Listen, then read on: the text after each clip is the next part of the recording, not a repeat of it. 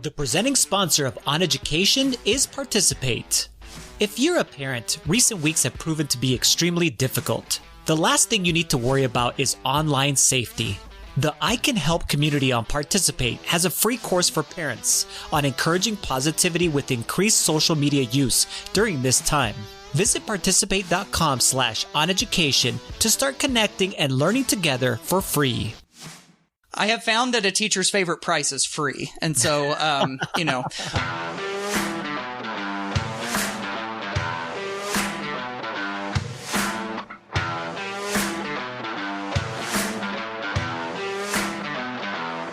Welcome to OnEducation, part of the On Podcast Media Network. My name is Mike Washburn. And I'm Glen Irvin. Friends, we have an awesome pod for you today. We will debate whether virtual conferences are worth your time. We will give you our takeaways and reflections from distance learning thus far. And our guest this week is educator and author, Matt Miller. So what do you have against McDonald's coffee? I saw this tweet. You don't like McDonald's coffee at all? I just think it's hilarious. But it's my favorite, what do you call this?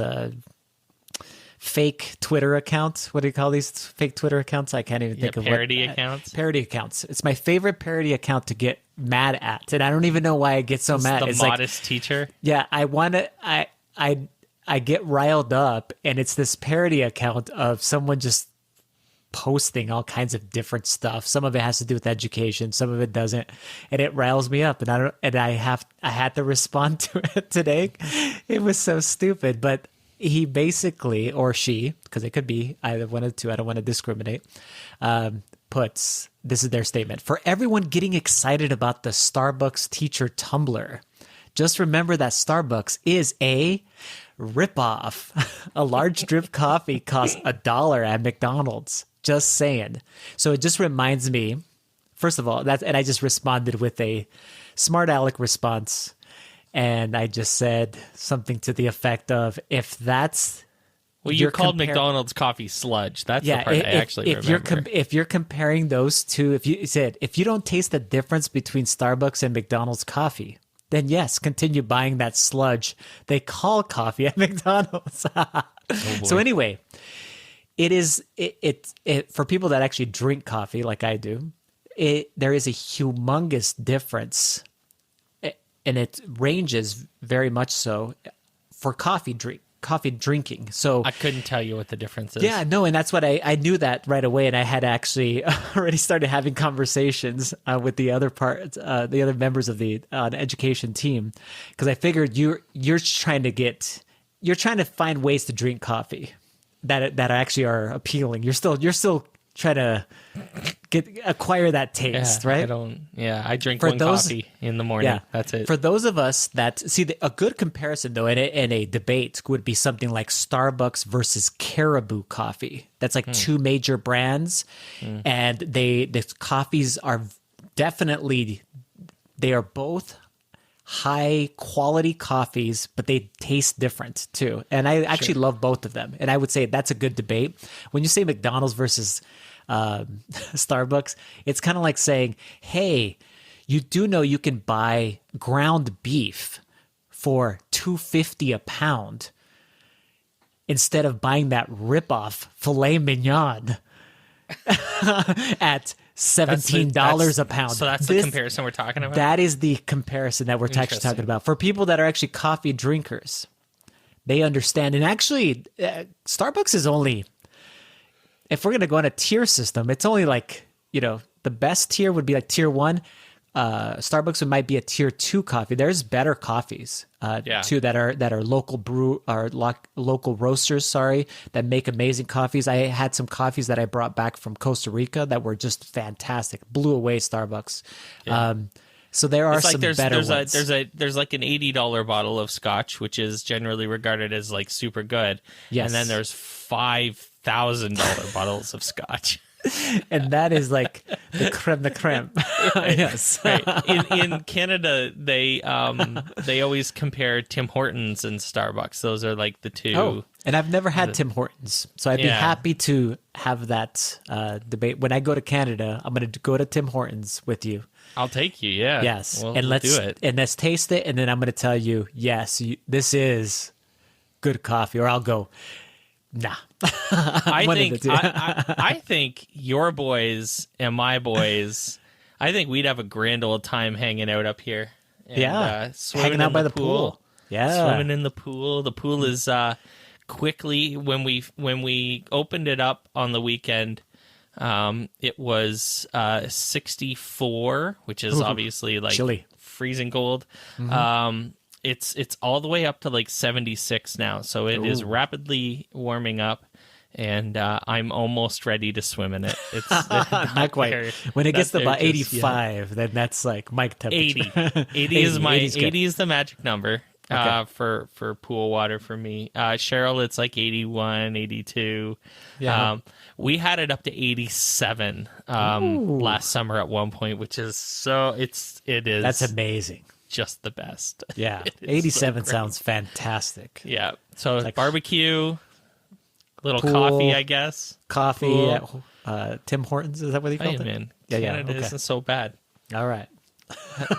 Nationalized health Someday when we could actually get, when we can, I could actually cross the border. Yeah, you can travel. Exactly. That's so funny. So speaking of travel, though, yes, we were thinking about it today, and there's no, we're not going anywhere, man. I know. I'll tell you.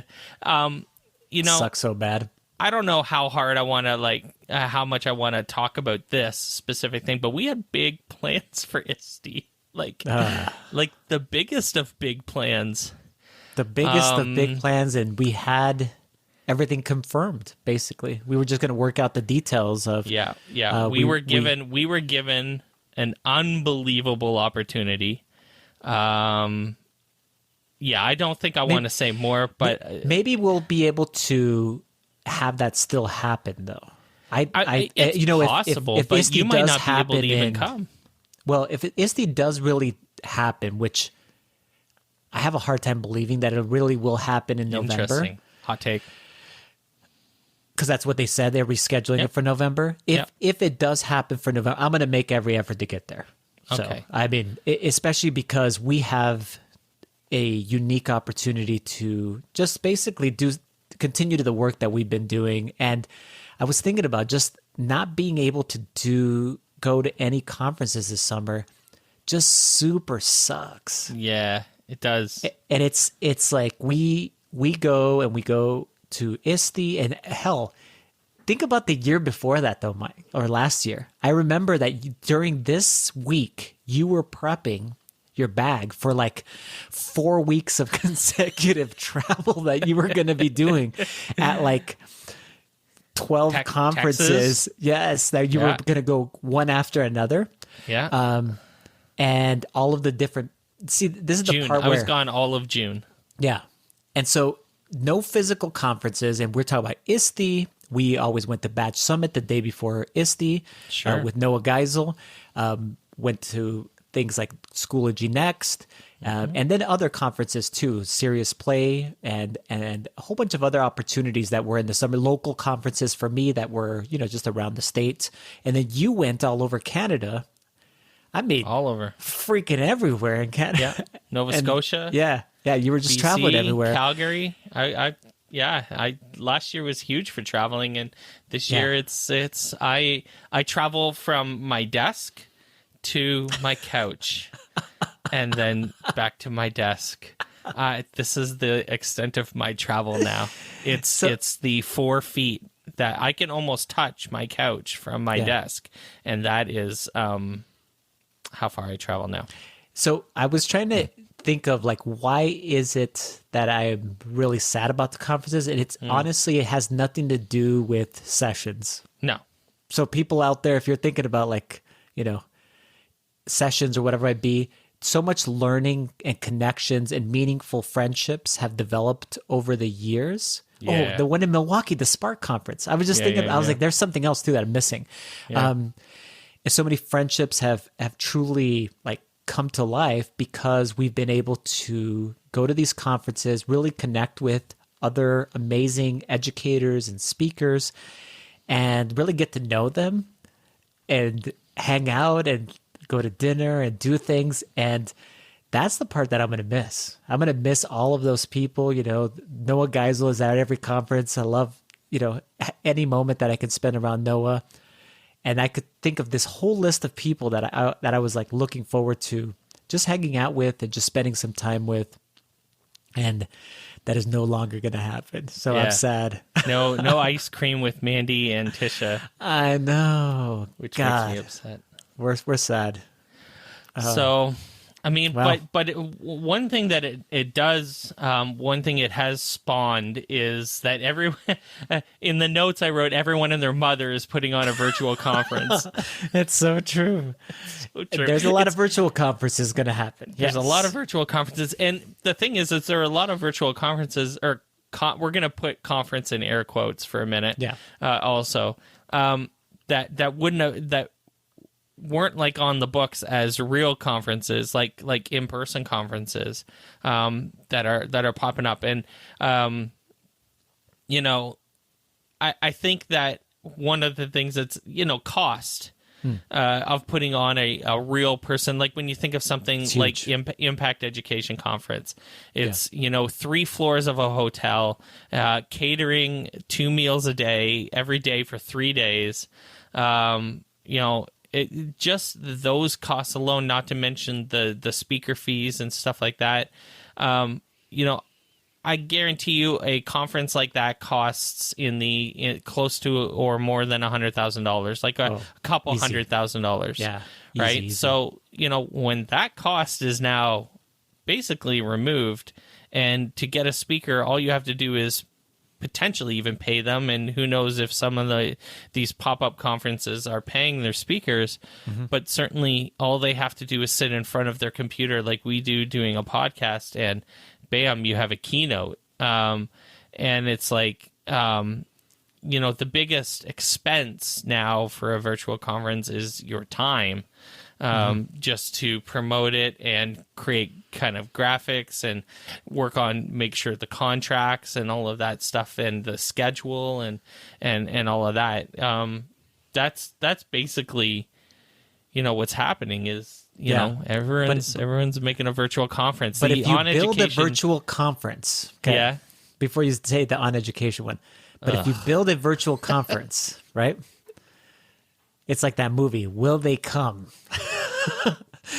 You build a baseball field, will they come? Will they come to the virtual conference? See, and that's the part I'm thinking through is like, sure. So many people are super uncomfortable with this format, as far as just this virtual format, that I'm talking about educators even on and them being able to attend a conference and attend sessions and so on and so forth. Yeah. So, but you were thinking OnEducation Summit. It's something I've always wanted to do, right? We've talked about this a million times. And in fact, went through some planning with folks about it as well. I think doing something like this would actually kill me.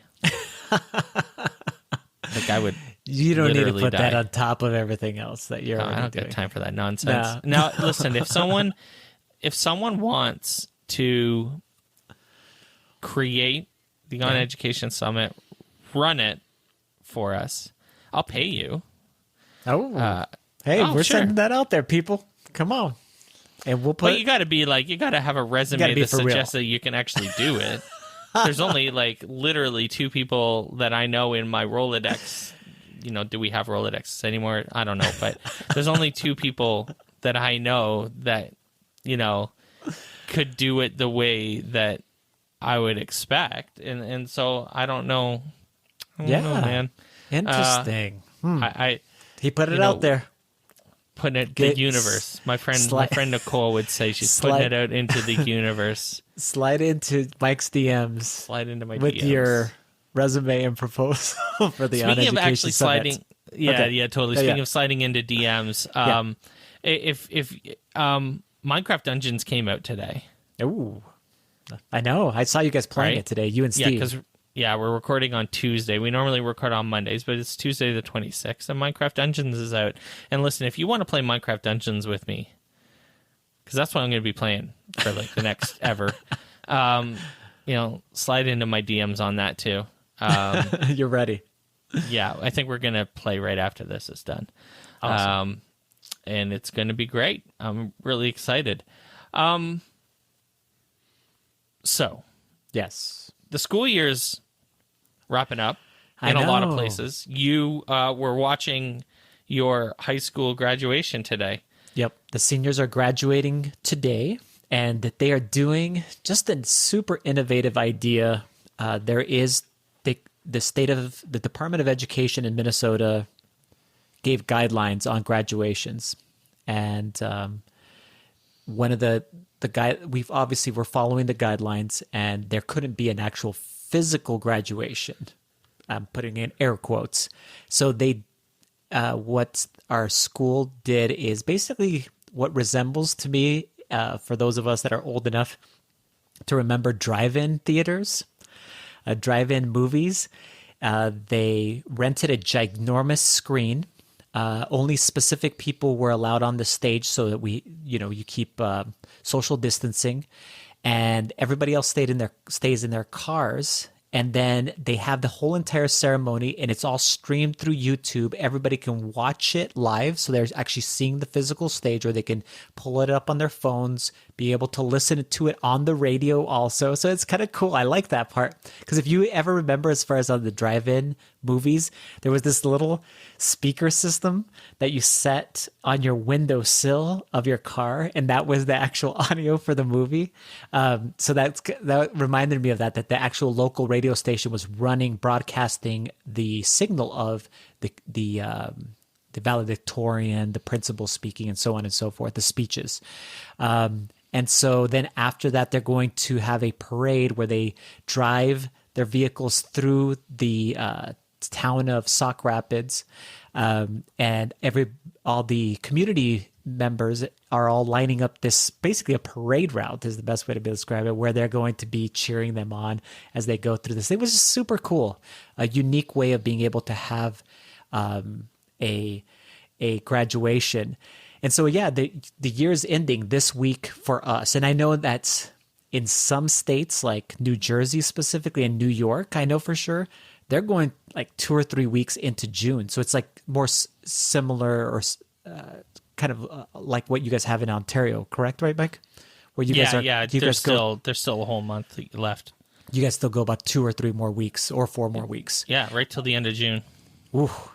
And so anyway, because it's the end, and this is the end of emergency/distance learning, we have begun as instructional coaches and administrators have started putting out surveys to kind of like get everybody's reflections on, like, what did we learn, from this? What can we take away from this? What could we have done better, et cetera, and so on and so forth. So I figured, hey, what can we say about all of this stuff? It started in March, and for many of us, we've been out of school basically since sometime in March, and now through the end of basically the year. What can we take away from that? What can we bring into next year, no matter what happens, as far as what type of school year we have for next year? So that's kind of the lens that I wanted to go ahead and have that conversation about. Your wife, as she's going through this, I'm sure she has some thoughts too, as far as if this were to continue in the fall, which you say it's not going to, as far as in Ontario, but if it was, if something happened, again, there was another outbreak or whatever it might be, what kinds of things has she been saying, or you've heard, as far as, educators, as far as in Ontario, or you yourself, as you start seeing these things, what are the lessons that you can already tell people are really taking to heart? I think Cheryl's done an exceptional job teaching her class, and she's working hard, and it's showing in like the notes that she's receiving from her parents and stuff like that. They really appreciate her work, and she's been leading in a lot of ways as well, like with her team and her staff, other kindergarten teachers. asking her for advice on how to use some of these tools. Yes. I think she would probably add some tools to her kind of bag of tricks for next year if she had to. Now that she took this opportunity, this slightly less rigorous schedule, certainly a schedule that didn't require her to be out of the house, for 8 hours a day. She was home to do professional development. She's basically hooked on Minecraft at this point. Yeah. Probably playing it literally right now. And taking professional development with Steve and Kathy Isaacs online through Fair Chance Learning. And that has been fantastic. And taking webinar after webinar or course after course on a whole bunch of different things. Flipgrid, she actually right at the start of this, she spent 45 minutes with Joe Merrill, talking like one-on-one with Joe, just talking Flipgrid, which was super super classy of him to take some time to do that. And so I think she would. She said to me, if I had to do this, next year, I'd get the kids, settled into things like Flipgrid right away, so that I could use it the whole year. It's kind of tough to do, in this environment right now, but maybe in September when people would be kind of more, you start this way, it'd be a little bit easier. My biggest takeaway on kind of what we've learned over this last little while, it's mostly related to like our physical well-being, like our bodies. I just don't think our bodies are built to be sitting in a desk chair, for 8 to 10 hours a day, or sitting on the couch with a laptop on your lap for Definitely 7 not. hours or 6 hours, or whatever your environment is, or just staring at a screen for, the better part of 12 hours of a day. Yeah.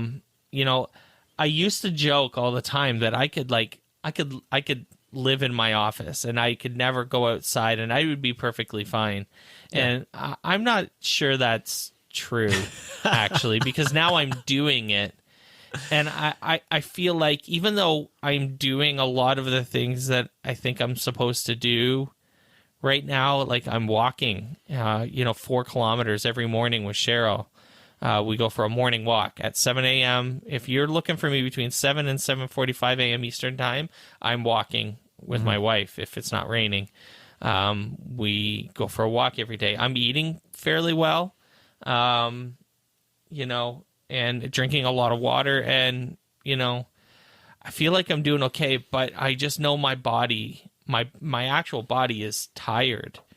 And I think it has a lot to do with just this work environment, and staying at home constantly and not being able or feeling comfortable enough to go out kind of almost anywhere, frankly, has worn me out quite a bit. I think that the backyard, now that it's nice out and it's the pool's open and stuff like that, I think the backyard is going to save me a little bit. I'm kind of counting on it, to be honest. I'm kind of counting on being able to take my laptop out to my back porch and sit out there. And I recognize that not a lot of people can do that, and that there's everyone's houses are different, and work environments and living environments are different. But I think that, being confined to home and living basically on a computer constantly has worn me out physically. I bet you a lot of people listening are thinking the exact same thing. I mean, and we didn't really know maybe the extent to which that was going to be the case. And many times when you're teaching, you're like up 8 hours a day as far as on your feet and moving around, and definitely not, confined to a space as you described it and looking at a screen. One of the things that I was thinking about as far as my takeaways and the things that I really want to make sure that I hope we think about next fall and just for future years is we did this thing in our district, and it happened throughout not even just our school district or our state, but throughout the country, where school districts really took into account that, hey, maybe we should provide an option for students, especially at the high school level, to take a course for a pass or fail option. Basically, to say, hey, I just want to meet the requirements of the course to be able to pass it and not have it affect my grade point average. And that concept, Mike, is something that happens at college all the time. But you can do that at any time. At most universities, you can say, hey, I just want to take this for pass-fail. And especially if it was a elective course, whatever else it might be, you might be able to go ahead and do that. I think things like that, we should really take into consideration for many of our students. Tell them exactly what do they need to do to be able to meet the requirements of passing a course, but don't punish them by giving them a D-. Do you know what I mean? Mm-hmm. As far as in a 4.0 type of scale. So that's one of the things that I was thinking about that we should take into account. The other part too is, and I'm going to, in our interview that's coming up, I actually mentioned Dr. Haskell, and I'm going to mention him again here too. He did this gamification course, and he was well known for this, where in the course itself, everything was part of a model called quest-based learning, but basically it was gamification, and you had to earn a certain number of points to win. Well, what do you mean by winning, Glenn? You get an A in the class. So in his class, you had to earn 10,000 XP to win the game, right? And his experiences, the things that you actually did, for example, things with Minecraft and things in all kinds of other different virtual worlds, and the lesson plans that we created and so on and so forth, were worth a specific number of XP if you completed them at a high level. That kind of stuff really, not the XP part, but just the thought of saying, hey, students, if you achieve this specific thing, you're going to get this specific grade. And I don't think a lot of, especially high school teachers, think through that process. I think we set up our curriculum, we set up our objectives, we might have our standards there, we might set up all of our units, but we never think through, okay, if I'm a student, can you tell me exactly what do I need to do to get, for example, a B in the class? Because that's what I'm going for. And I don't think that we have really thought those types of things through. And I think it's because it scares us to think that way. For some reason, it's like, oh, the student might abuse that thing by doing X, Y, and Z. And Dr. Haskell found that most of the students not only got the 10,000 XP, but in his research, and he has several research studies that he did on this system, many students just kept going. They're like, let me just see how high of a score I could actually set up. And he had these leaderboards of all-time leaderboards of number of XP. He had all kinds of different quests that you could go and take and complete. That would motivate the hell out of me. Yeah, so that you could continue to go and go like, how many points could I actually earn in this thing? How much XP? And so it's interesting as far as the different types of, just for being honest with your students and upfront with them, I thought that might be one of the things that we could do. And then the other part, and it's the last thing I was going to think about as far as my takeaway, was I just think that we need to really think through the optimal use of learning management systems. And it doesn't matter if you use Google Classroom or a Schoology or Canvas or whatever else it might be, whatever else you're using, you really have to organize those courses. This is the biggest lesson we've learned. Mm-hmm. Organize them in a way, in the lens of all of the stakeholders. So I'm talking about not what's easy for you, the educator, to be able to organize it, but what is the best way to organize it for your students, for sure, but their parents, so that they can help and assist in their learning. And then any type of support staff, because we found out this year too that it's important for our support staff, our special educators and education teachers and anybody else that's support staff, to be able to go into your course and figure out exactly what it is that the students need to do, where to find it, and then how to basically get them along the path. And you would think that that's how we design all of our courses, but that is not the case. And I think that's something that we can go ahead and do. It doesn't matter what kind of learning is taking place next fall, as far as whether it be 100% virtual or if it's a blend or whatever it might be, something that we can take as far as a lesson. So, ending on some good news. I like ending on good news. Yeah, let's do it. I love this. This is a great story. It's a great story. All 65,000 Indiana teachers recognized as Teacher of the Year. They did it. They just said, you know what? We're not going to name one. We're going to name y'all because y'all are doing a good job and crushing it. And I love it. I think that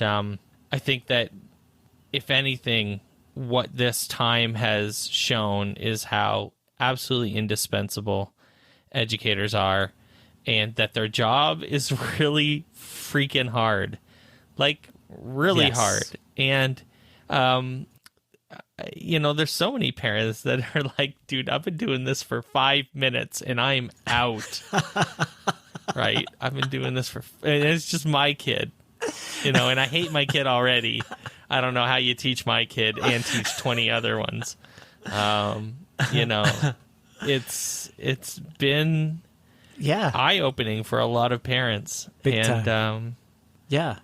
And I mean, what's funny, Mike, too, is how many New York Times articles even have been written by all of these, amazing authors talking about how difficult it has been to do that one thing, which is educate your kid with a specific lesson plan, but have them there with you the whole entire time. How strange and different that it is than what we're actually obviously used to doing. So it's awesome that they recognize all of the teachers here, all of the teachers throughout all of North America, throughout the world, because we're all in this together, who were kicking butt and in an emergency learning situation really were stepping up, learning new things. As you were just speaking, when would you have thought that Cheryl would actually, and it's part of this thing. What just happened? This emergency learning has led to people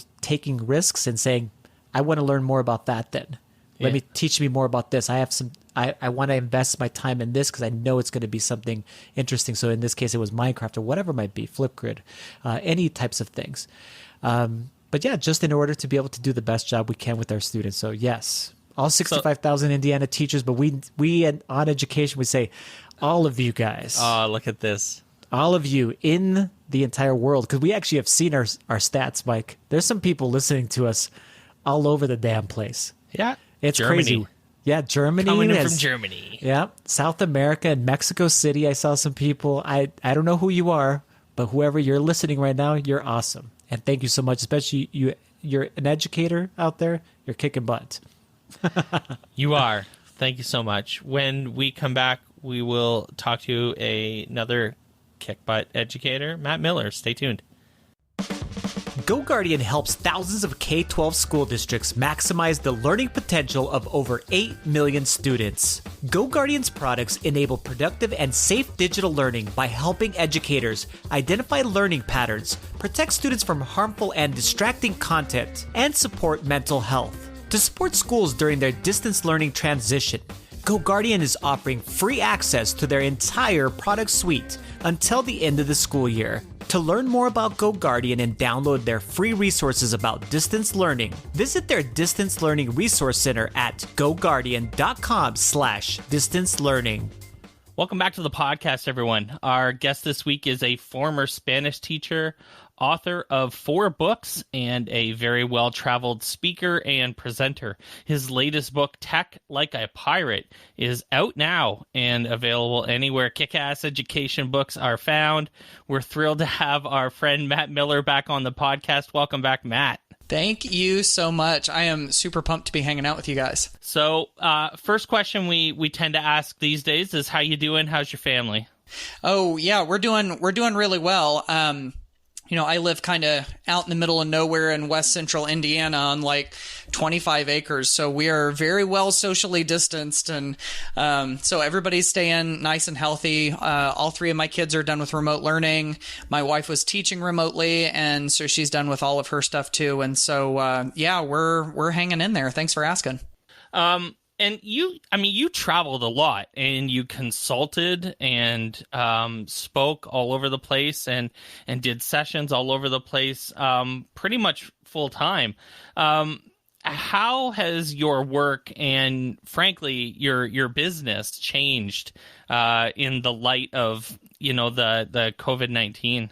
Yeah, a lot. To be honest, it has changed a lot. My days right now look very different than they did pre-COVID-19. So like you said, right now my full-time gig is Ditch That Textbook. So I do workshops and keynote speeches and presentations kind of all over the United States. And then whenever I'm home, I'm writing blog posts and recording podcasts and all of that stuff. And so since that has changed, now a lot of it has shifted, and I'm spending an awful lot of time in my home office where I'm sitting right now.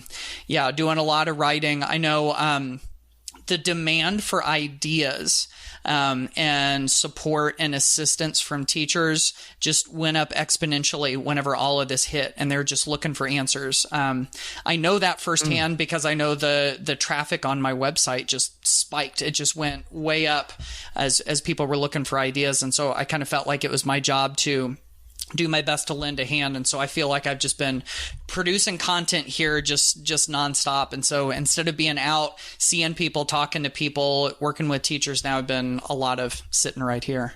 I know what that's like. So I'm not sure if you noticed, but there was a fun little ed tech tool competition that wrapped up a few weeks ago. Oh yeah, that's right. A sort of March Madness of EdTech. And it's funny, I will say I'm on record as being, I'm on the fence now, I guess, but Glenn and I have a pretty fun history of me always bringing up Explain Everything as being like I used to call it the one app to rule them all. Like if you could just have one desert island favorite application that you had to have, I used to always say it was Explain Everything. The final in this March Madness came down to, as most people would expect, G Suite Google versus Flipgrid.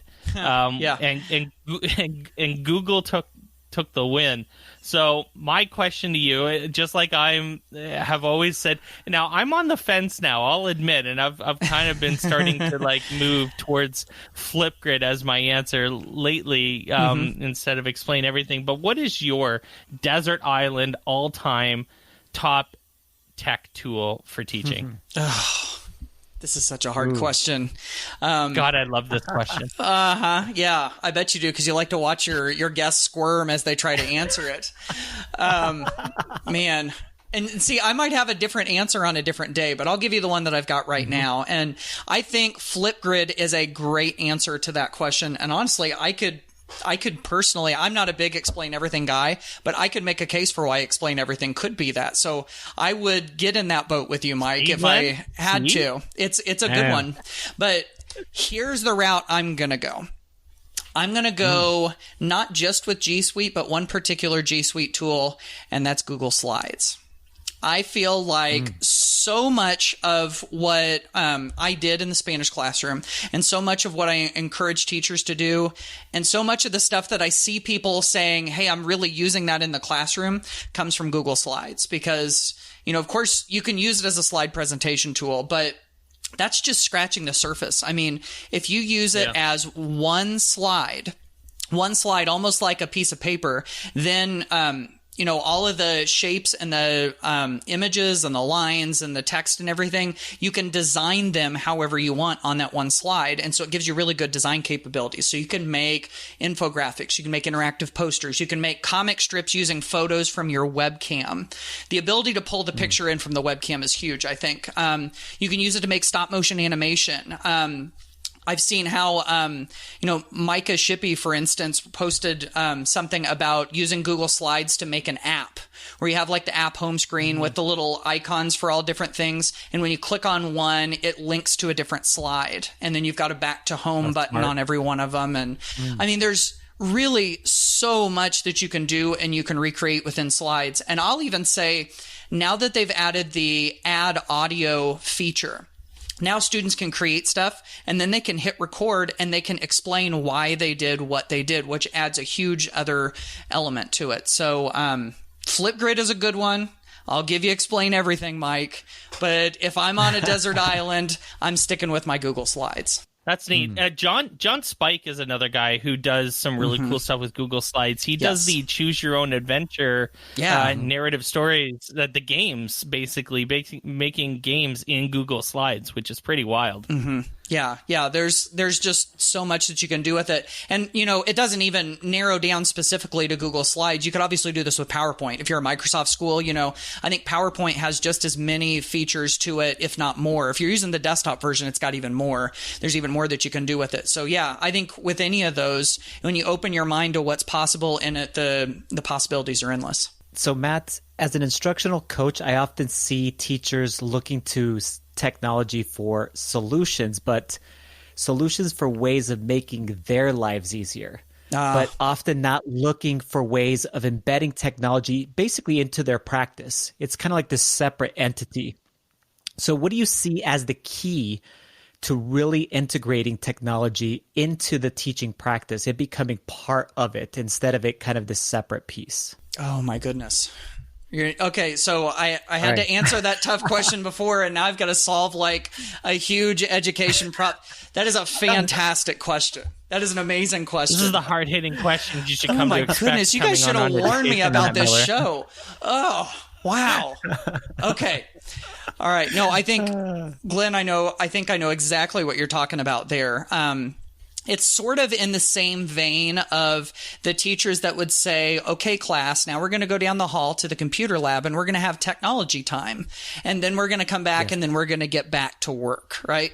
Yeah, I think, there was a quote by Chris Lehman, the founder of, I think is the founder of the Science Leadership Academy, SLA in Philadelphia. I've heard him keynote a couple times, and there's one thing that he said that really stuck out to me, is that that technology is at its best when it's transparent, and so that's when I think it's transparent. I can't remember exactly how I said it. I want to say the word. No, well, let's stick with transparent. So here's what I'm getting at. And the answer to your question is going to be, how do we get there? And I don't know if I'll have an answer to that, but the transparent part, it's like you use it and you don't think about it, but you still use it. It's kind of like, let's use another technology. Let's use scissors. You've got to cut something, you pick up a pair of scissors and you cut it and you don't think twice about it. The photocopier, if it's not getting jammed, you're not thinking twice about using the photocopier. You're just using the photocopier, Just doing it. Yeah, exactly. And so, I think whenever we get to that point and we know all of the basic features and we know how we could use it, and we know how it integrates into our lives as educators and even our lives outside of being educators, I think that's when we start to see the true integration. And one of the hurdles that I've seen to this, and Glenn and Mike, either of you, I'd love to see if you have any follow-up on this. One of the hurdles that I've seen is when teachers are either encouraged or sometimes even forced to learn lots of different new stuff instead of getting familiar with some of the basics. I'll give you an example. A school district near me was a big Google Classroom district. And then recently they were like, nope, we're going to Canvas. We're going to switch to Canvas. And, I understand that you've got to make those changes sometimes. Like, for heaven's sake, when I started teaching, we were doing Moodle. And if I was still stuck, I know there are probably still Moodle lovers in the audience. And so my apologies to you. But if, I know. But if you're still using Moodle, you're missing out on some of the cool stuff that's out there. So we've got to evolve, but I think we also have to minimize all of the flashy gadgets that are out there and help them to become, fully almost okay. My friend Holly Clark calls this, she calls it digital fluency. This is ahead of digital literacy, like being literate in a tool. And then she said, then there's being fluent in the tool. And I think that's as close to the transparency as I'm talking about. And so, even the teachers that don't self-identify as techie, if they use something long enough and they figure out how to use it so that they're not thinking about it, almost like a pianist who's playing a song that they've played 100 times. Yeah. I think that's maybe when we start to get there. That's my best answer to that question tonight. For sure. So one of my favorite educators of all time, I don't know if you're familiar with him, but and also one of my favorite people, is a professor at Boise State University. His name is Chris Haskell, Dr. Haskell. And he often talked about creating experiences for our students. He told us as graduate students in his class, rather than creating activities. And the cover of your book really stood out to me because I read the caption there. It said, using classroom technology to create an experience and make learning memorable. There's something to that too, because I want you to talk to our audience about how we can strive to create experiences for our students through classroom technology. And this is kind of that whole tech integration thing. It's whether or not we're going to just use technology to replace an activity. I'm just going to use the worksheet as the example. Sure. And just replace it and then just still continue to do that. And it really is just an activity. It's not an experience. Or are we going to use that to really do something where it's going to be memorable, something that you're going to take away forever, as far as the experience in your class. So talk to our audience more about that statement, because I thought, man, that's something that will make me pick up that book and maybe want to go through it, because that's the type of stuff that really makes a difference as far as in our classrooms. Yep, absolutely. For me, because my book is called Tech Like a Pirate, and for me, that line was born out of Dave Burgess's book, Teach Like a Pirate. And that's the first place that I read about something similar to that. His line in his book was, don't just teach a lesson, create an experience. And it wasn't really tied into technology per se. Dave is not like a super, super techie guy. And he admits that. But I remember that was like the mind opening up for me when I started thinking about, let's not just do activities, or let's not just teach lessons, let's create experiences. And so really, without realizing it, for the last 7 years, I've been thinking about this and writing this book. Ever since I read that line, I got started, and I wanted to figure out what I meant by that. Because someone could say, let's create an experience, and they could mean a whole lot of different things. So for me, and I even lay some of this out at the beginning of the book, for me, it's about attention. That's really what it is in my mind as far as an experience. To me, an experience is something that makes you sit up and pay attention. Because, obviously if we're not doing anything like that, if we're not engaging kids, it's easy for their mind to wander and for them to not even listen or pay attention. And we know that if their attention isn't on what they're learning, then they're not actually learning anything. If they're staring out, like, when I was in high school, my social studies class was right next to a cattle farm. And so if the lecture was getting boring, we would end up watching cows. And so, if kids are watching cows instead of listening to, because it's true. And I tell you what, those cows did some freaky stuff every once in a while too. It really disrupted class. But anyway, if we were watching cows instead of listening, we might as well have been out on that farm, out in that cow pasture, But if we have our students' attention, now all of a sudden some stuff can actually start happening, and we don't have to fool ourselves into thinking that action and, the process of going through things is actually leading to learning, because we know we've got their attention. And in the book, I even lay out some research that backs all of this up. And actually, when it comes to an experience, I think another part of it is the fact that it is interesting to you, that you're enjoying the experience.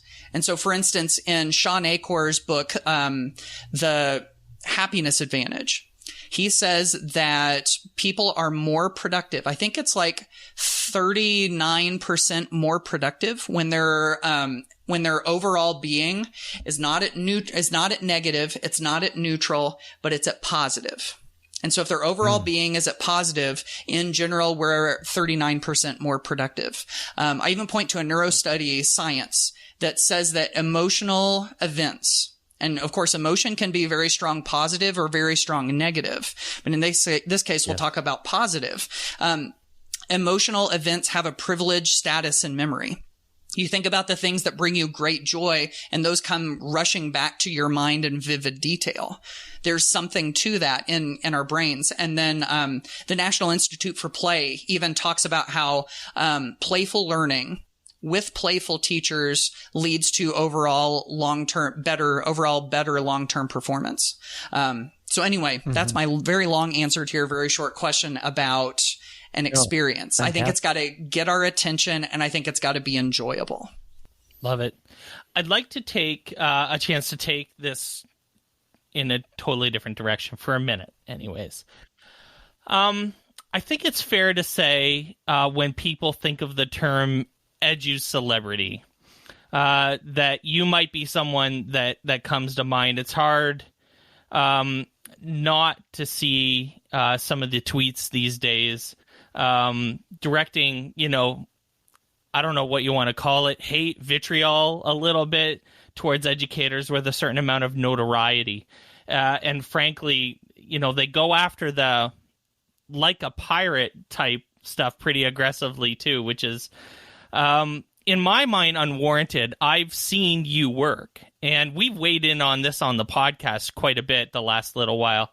I've seen you work. I've seen Alice work. I've seen a bunch of these people who I actually consider my friends. I've seen you work, and I know the things that people are doing out there and grinding, frankly, working their butts off in so many cases to help educators just be better and do stronger work. And I'd love to get your thoughts on, the term educelebrity, and maybe your thoughts on like this why the hate or like the vitriol towards this type of stuff. I'm sure you've had to have thought about it, maybe even a little bit. Yeah. I see it. So many different directions I could take this. I personally, just as a person, have a hard time seeing myself as an educelebrity. I don't, and again, we could get into the war of vocabulary here and trying to figure out exactly how you define that. I do see that there are some folks that you see out on social media, and you see them at some of the conferences and stuff, and they feel like they have kind of like a bigger than life personality, and they're going to try to get by on their charm. And some of their stuff is kind of shallow, and they try to get you on emotion. And they're all about selfies and pictures with people and trying to show how important they are. I think if I was going to give a definition of an educelebrity, I think that's it, because that's a person who is seeking celebrity status. I think there's a whole other set of people. And see, I think it's really easy to look at this superficially and to assign somebody or, and I'm trying to think of a derogatory term for assign, kind of like, brand. Yeah, there you go. Brand them with that status based on the number of Twitter followers that they have. That's real easy. Exactly what they're doing, I think. It is. It's really easy to do that. And it's a very superficial way to try to label a person, categorize a person's entire being based on a number. I think that's the part that really gets to me, because see, there are two ways of going at this. One is to try to put a bunch of fluffy, ridiculous stuff out there that gets likes and gets retweets and gets followers and inflates your numbers. And some people are in it for the game like that. Then there's other people. I'm going to try to put myself in this because this is what I aspire to do, at least. I don't aspire to put things out there to get lots of likes and retweets and favorites. I try to put things out there. And when I say out there, it could be on social media, on my blog, on the podcast that I do, on the YouTube videos that I do. I put lots of stuff out there that I think is quality stuff that is going to make teachers' lives better, or make instruction better for their students. And I think whenever you provide lots of value like that, then people appreciate it and they want more of it. And so if that's the case, then maybe they start to follow. And so I think the reason that someone ends up with lots of vanity metrics, let's call them, followers or whatever, it comes for lots of different reasons. And then how they use that platform is different for the different people. And so, I'm familiar with the term, if I'm being totally honest, I really, really don't like it. And I don't like being, I'm going to use that word you used. I don't like being branded with it because, that's just, I think the way that I define it, it's just not the way that I want to operate, but I see it. I know what you're talking about. I have a really good question now. Okay. More positive. Now we're switching gears again. This is a roller coaster ride, Matt. I know. It's a roller coaster. I can't keep my breath.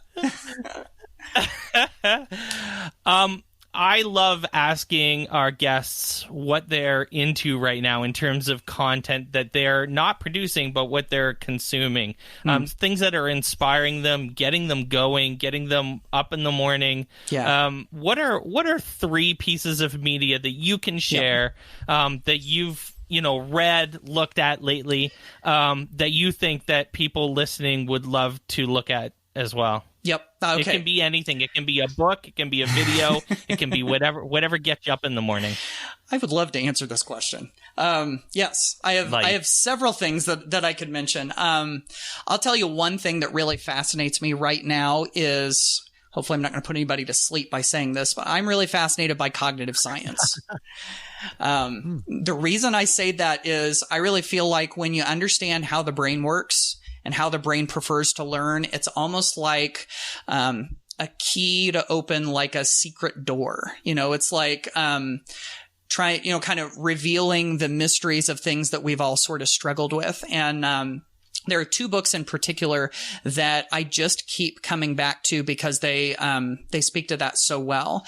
One of them is Culturally Responsive Teaching and the Brain by Zaretta Hammond, which is a fascinating book to me because this is the reason I keep coming back to it, is because it touches so practically and so clearly on a handful of things that I'm really trying to grow and understand and better. One is culturally responsive teaching, which is something that I'm just starting to learn about, but also it touches very much on cognitive science. It talks about what happens in your brain when you learn and how you can optimize your your teaching and learning for what the brain prefers, and how you can use a culturally responsive lens, like how you can adjust so that students can see their own experiences and, do things in the way their brain has been trained up for their entire lives. And so, that's definitely, it's kind of a nerdy one, that's not something,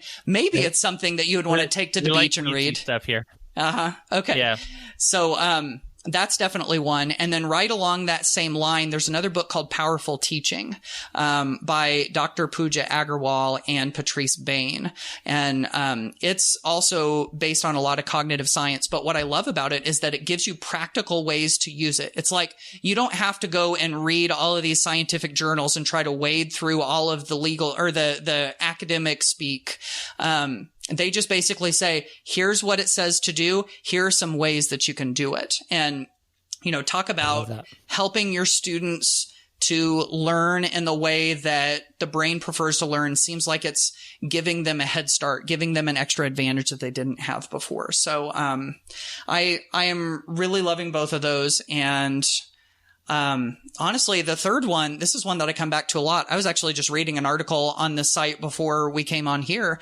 It's got to be Cult of Pedagogy, by Jennifer Gonzalez. I always learn something from her, and it seems like she's writing a lot of stuff that's different than what I read other places. And it's always, so much of it is backed up by research and science and, proven practice and everything. So, I'm getting a little bit nerdy on the brain science and the pedagogy and everything, but this is the stuff that I love.